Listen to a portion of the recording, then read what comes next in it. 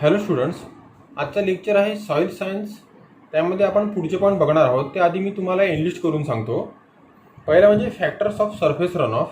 त्यामध्ये दोन फॅक्टर पडतात महत्त्वाचे, एक क्लायमॅटिक फॅक्टर्स आणि एक दुसरा फिजिओग्राफिक फॅक्टर.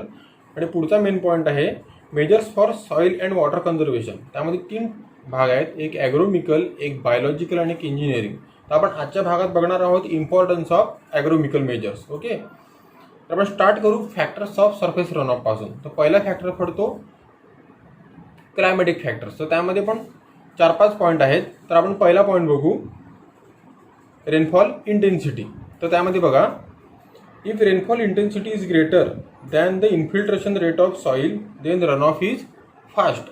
म्हणजे समजा तर पाऊस पडत आहे आणि पाऊस खूप जोरात पडायला लागला तर इंटेन्सिटी वाढली. ह्याचा अर्थ म्हणजेच काय, जरी पाण्याची क्षमता असली मातीची पाणी शोषून घेण्याची तरी पण ती कमी होते, कारण की पाऊस खूप जोरात असतो, त्यावेळी रन ऑफ सुद्धा जास्त होते.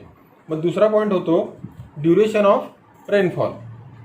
मग त्यामध्ये बघा, rainfall duration directly affects the run of volume because infiltration capacity of soil goes on decreasing with advancement of time. म्हणजे समजा तर लांब टायमापर्यंत पाऊस पडत राहिला, मग तो हळूहळू पडत असू द्या की जोरात पडत असू द्या, पण हळूहळू मातीची कॅपॅसिटी भरत जाते पाणी शोषून घेण्याची. त्यामुळे नंतर जेव्हा टाईम होत जातो तेव्हा रन ऑफ व्हायला चालू होतं. आणि मग पुढचा पॉईंट रेनफॉल डिस्ट्रीब्युशन. मग त्यामध्ये बघा, run of from catchment also depends on the rainfall distribution pattern. The effects of rainfall distribution on runoff can be presented by term known as distribution coefficient. म्हणजे जेव्हा रेनफॉलचं डिस्ट्रीब्युशन होतं, म्हणजेच rainfall जेव्हा वेगवेगळ्या भागात पडतो तर ते कसं मोजलं जातं, तर ते मोजलं जातं डिस्ट्रीब्युशन कोएफिशियंटने. मग त्याचा फॉर्म्युला बघा कसा दिलाय तो, CD is equal to maximum rainfall upon mean rainfall. म्हणजे जेव्हा जे हवामान खातं असतं ती ह्या कॅल्क्युलेशनने आकडे काढतं आणि त्या आकड्यांनुसार आपल्याला रेनफॉलचं डिस्ट्रीब्युशन कळतं वेगवेगळ्या भागातलं.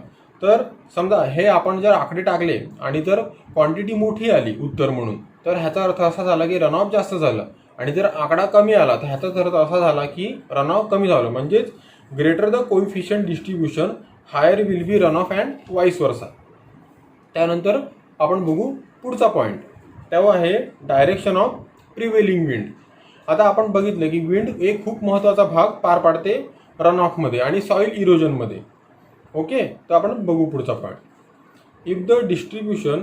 If the direction of wind is towards the run off flow in the drainage system of the catchment then the resulting run off will be more at short interval while duration of surface run off will be less and vice वर्सा.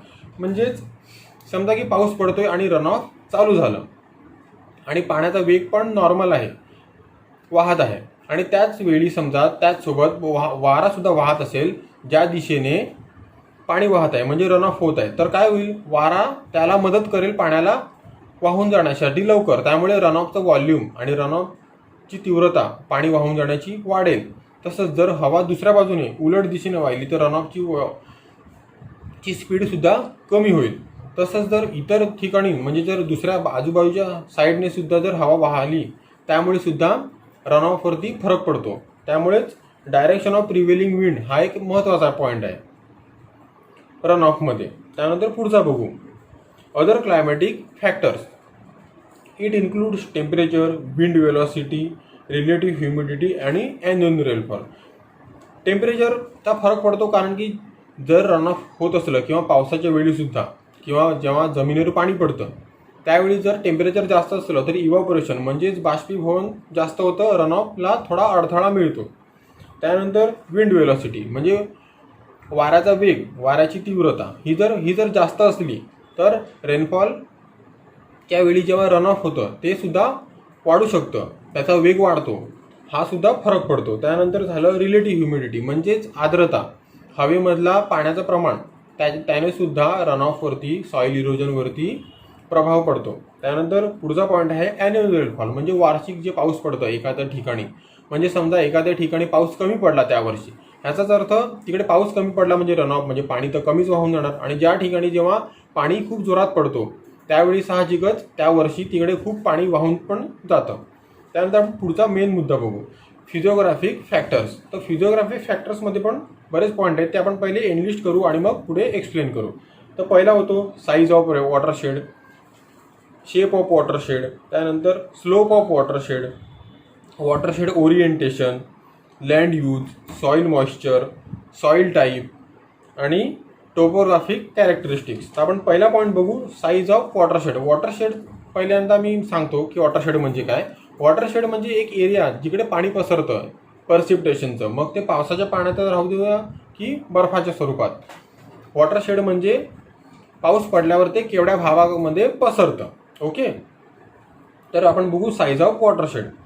Large watershed takes longer time for delivering the run off to the and hence the peak flow rate becomes slow and smaller. And in small watershed land flow is dominated and it comes quickly to the outlet. म्हणजे समजा एखादा मोठा watershed area असला, त्या मोठ्या watershed एरियामध्ये पाणी पसरायला सुद्धा वेळ लागतो, त्यामुळे रन ऑफचा व्हॉल्यूम असतो तो कमी होतो. आणि समजा जर एखाद्या भागामध्ये एखादा भाग म्हणजेच त्या भागाचा जर वॉटरशेड एरिया लहान असला तर पाणी रन ऑफसुद्धा जास्त होतो. आउटलेट म्हणजे जिकडे पाणी वाहून जाणार असतं, जी त्याला वाट मिळते, त्या वाटेमध्ये सुद्धा पाण्याचा साठा क्वांटिटी वाढते आणि रन ऑफ जास्त होतं. त्यानंतर पुढचा पॉईंट शेप ऑफ वॉटरशेड. त्यामध्ये वॉटरशेडमध्ये दोन शेप पडतात. पहिला शेप आहे फॅन शेप आणि दुसरा आहे फन शेप. तर बघा, in case of fan shape watershed the axial length and width are approximately equal. म्हणजेच जे फॅन शेप असतं, पंखाकृती वॉटरशेड म्हणतो आपण त्याला, तर त्यामध्ये काय असतं, ज्याची जी लांबी आणि जो दोन्ही साईडचा जो पसरट भाग असतो तो इक्वल असतो, समांतर असतो, त्यामुळे त्या वॉटरशेड एरियामध्ये पाणी पसरायला वेळ लागतो. While in fan shape watershed produce high peak rate run off and shorter duration. म्हणजेच जे फन शेप असतं, जे एकंदरीत एकाच ॲक्सिलमध्ये एकाच रेषेमध्ये वाढत जातं, त्यामध्ये पाण्याचा वेग जास्त असतो, त्यामुळे रन ऑफसुद्धा जास्त होते कमीत कमी टायमामध्ये. त्यानंतर पुढचा बघा स्लोप ऑफ वॉटरशेड. तर त्यामध्ये बघा point, it reduces the concentration and the peak run off occurs relatively shorter duration. In case of sloppy land the run off velocity is more and infiltration is less. म्हणजेच बघा, it reduces the time concentration. म्हणजे साहजिकच जर slope हा जास्त असला, म्हणजे थोडा उतार असला जमिनीवरती, जर जमीन संपूर्ण सपाट नसली तर साहजिकच स्लोपच्या किंवा म्हणजे उताराच्या साईडने पाणी वाहणार आणि त्या पाणी वाहण्याच्या टायमालाच तो वाहत जाणारा टाईम असतो तो कमी होणार, कारण की पाण्याचा वेग जास्त असला तर साहजिकच पाण्याला कमी टाईम लागेल.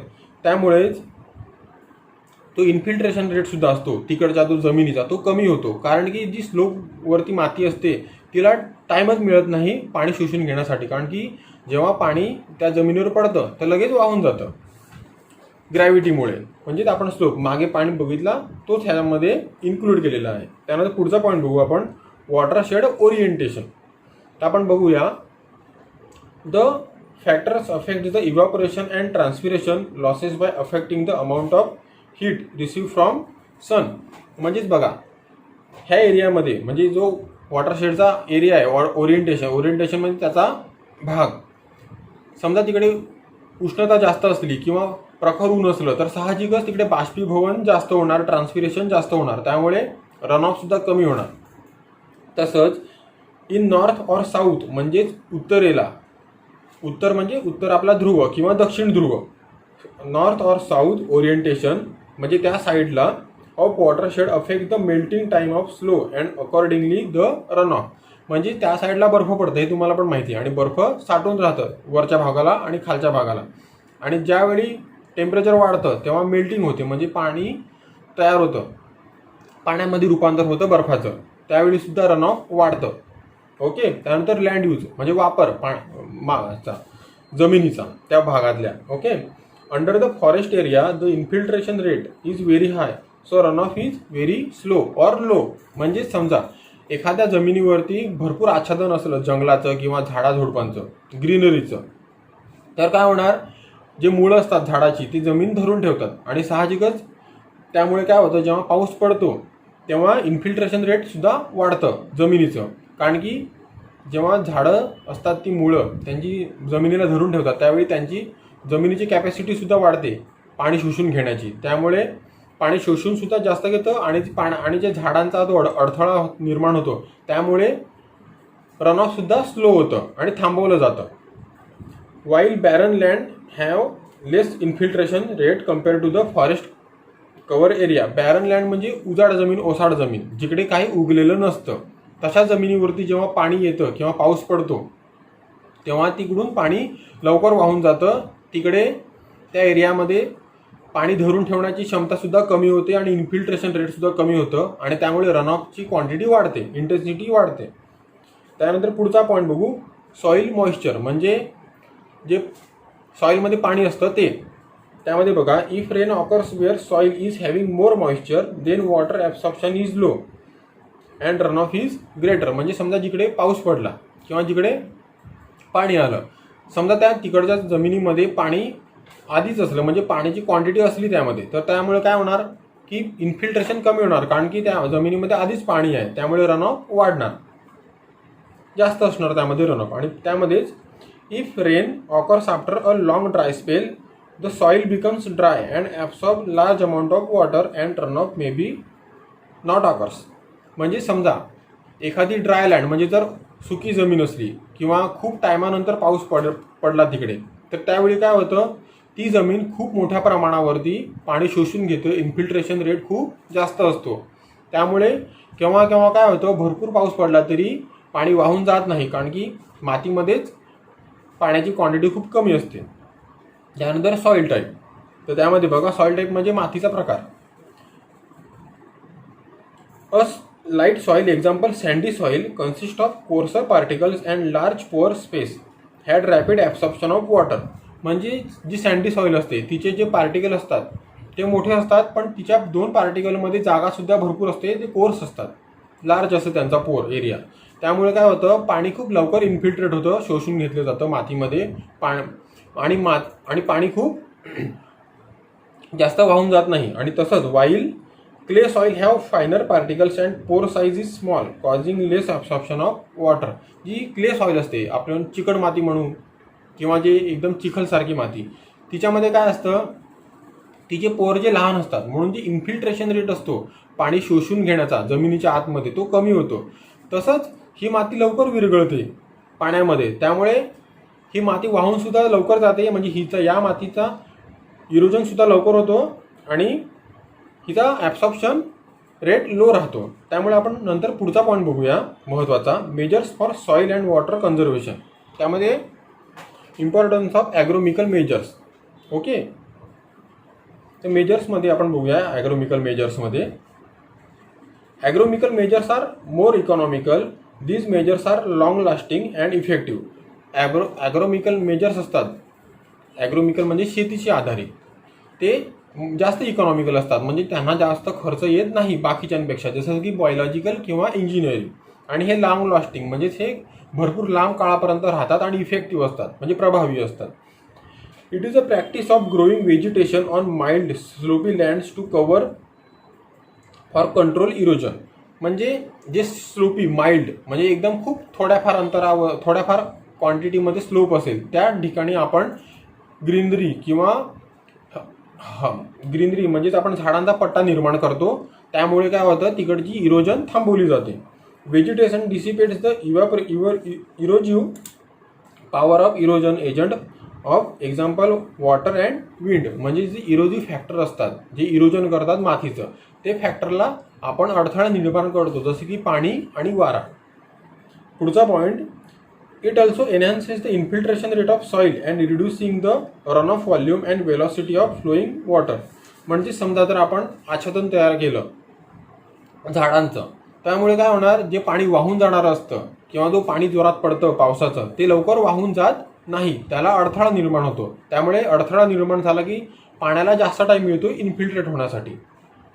त्यानंतर it also controls the sedimentation in channels or reservoirs due to the dissipation of kinetic energy of falling raindrop which resulted into the reduction of erosion. म्हणजे पाणी जेव्हा आकाशातून पडतं पावसाच्या स्वरूपात, त्यामध्ये खूप मोठ्या प्रमाणात कायनेटिक एनर्जी असते. जेव्हा पावसाचे थेंब जमिनीवर आदळतात त्यावेळी सॉईल इरोजन होण्याची शक्यता खूप जास्त असते. पण जर त्यावेळी पाळा पाचोळा असला झाडांचा किंवा झाडांचं आच्छादन असलं तर इन्फिल्ट्रेशन रेट खूप कमी होतं, इन्फिल्ट्रेशन खूप वाढतं आणि रनऑफ आणि इरोजन दोघांना थांबवता येतं. Strip cropping or vegetation make hindrance to blowing wind and resulted in reduction in wind erosion. म्हणजे समजा स्ट्रिप क्रॉपिंग म्हणजे उतारावरती शेती, तसंच व्हेजिटेशन म्हणजेच आपण बघितलं की हिरवा पट्टा निर्माण केला आपण स्लोपवरती किंवा उतारावरती, डोंगर उतारावरती, तर त्यामुळे काय होतं, हवा जी वाहत असते जोरात तिला सुद्धा अडथळा निर्माण होतो. त्यामुळे इरोजन आणि जे हवेमुळे जे रनऑफला वेग मिळतो त्याला सुद्धा थांबवलं जातं आणि किंवा कमीत कमी रिड्यूस होतं. ओके, हा झाला आजचा लेक्चरचा पॉईंट. पुढच्या लेक्चरमध्ये आपण बघूया कॉन्ट्रा कल्टिवेशन आणि त्याच्या पुढचे काही पॉईंट.